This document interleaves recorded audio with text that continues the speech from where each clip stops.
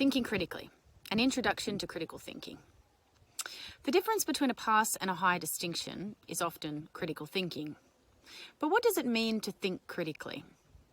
A lot of people interpret this as a cue to be negative or to criticize an idea for the sake of it. This is a common misconception. Instead, critical thinking is about thinking analytically to evaluate ideas and come to a nuanced understanding of complex subject matter. It aims to avoid unthinkingly adopting a position or relying on pre-existing biases and assumptions to guide your thinking. Thinking critically requires making a judgment on the reliability of facts and information. It also involves thinking deeply about the implications of a particular argument, piece of evidence, theory, or concept, and how they are interpreted and applied. It means not taking things at face value. This kind of close scrutiny helps us to analyze complexity and to write analytically rather than descriptively. Critical thinking means we take an active role in learning rather than passively taking on and reproducing other people's ideas. And it means seeing ourselves within a larger conversation between academics within and across disciplines about the nature and validity of knowledge.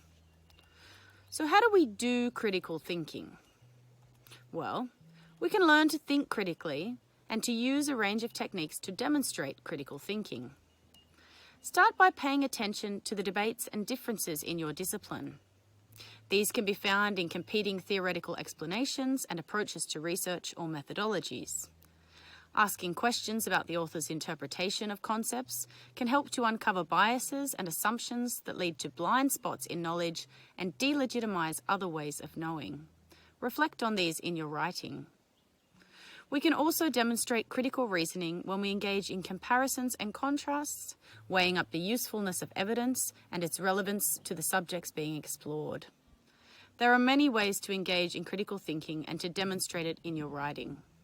To recap, critical thinking involves analytical and evaluative thinking. This goes above and beyond mere descriptions, which can be useful for setting the scene or providing the context, but cannot grapple with the underlying tensions and the significance of the arguments and evidence put forth. Would you like to know more about critical thinking and learn some ways to help practice your critical thinking skills? Have any questions for me, or would you like to reflect on these ideas with your peers?